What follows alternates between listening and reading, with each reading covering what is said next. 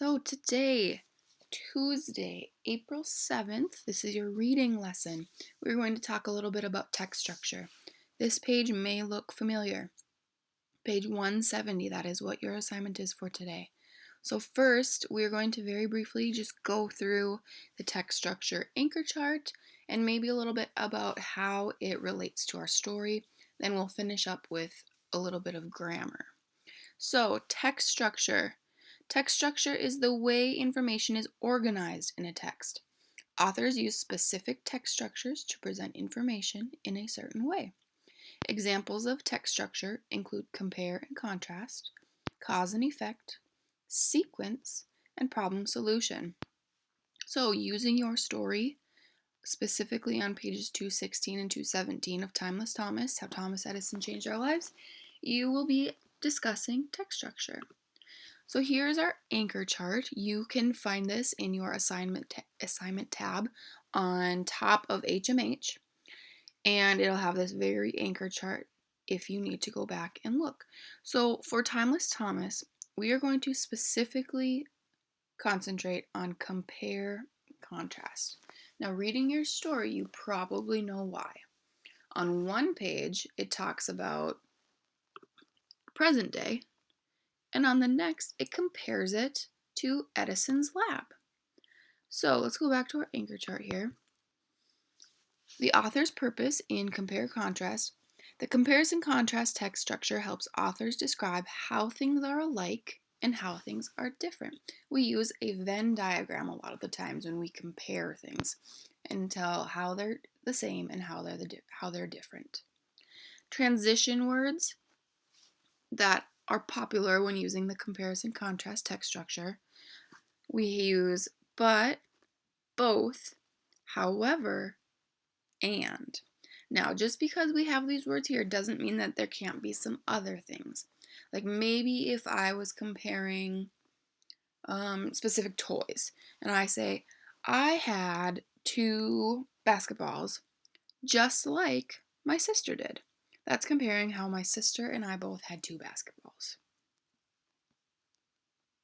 So, make sure you're going back in your book and you have your My Book out and ready for once you have your worksheet. So now, real quick, let's talk about some of our grammar. You have grammar today and you'll be doing 4.5.1 and 4.5.2. So on these pages, we are going to be using adjectives that compare. Adjectives are used to describe nouns. They can tell what kind or how many about a noun. They can also be used to compare nouns. Now this will be a review from before. We are adding ER to most adjectives to compare 2 nouns and EST to most adjectives that compare more than 2. So you need to look at your sentence and think about what it's telling you. If we're comparing just 2 things, you add ER. If it's more than 2 things, then EST. So here we have an example. Orange juice is sweeter than grapefruit juice.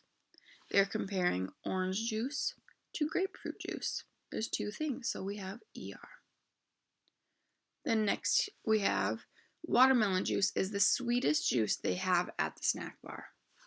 If we go back in our sentence and think about, well, what are they comparing watermelon juice to?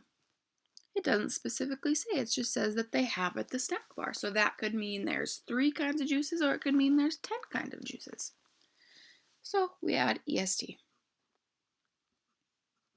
On this slide, I want you to go ahead and pause and try to go through each of these and decide which adjective fits best.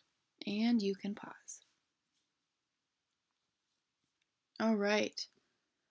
Welcome back. Let's go on to our next slide since we are doing 4.5.2 as well.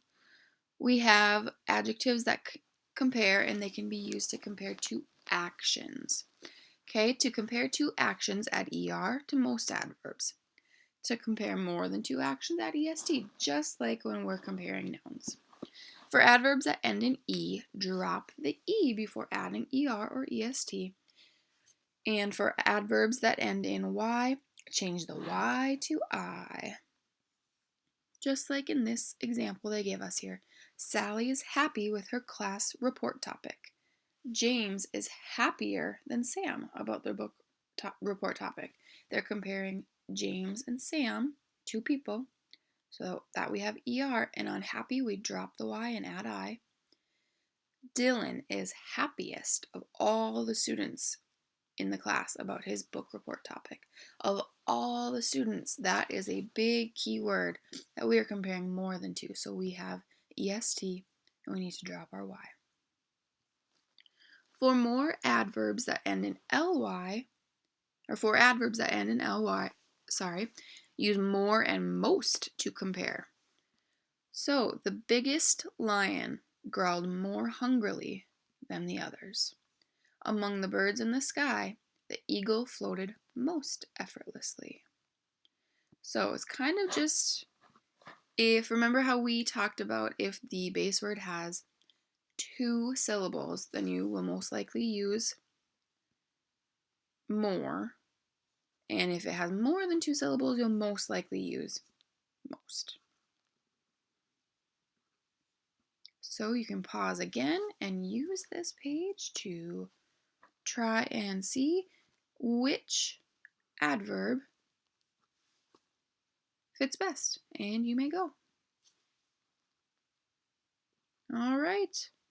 So that brings us to the end of our lesson for today.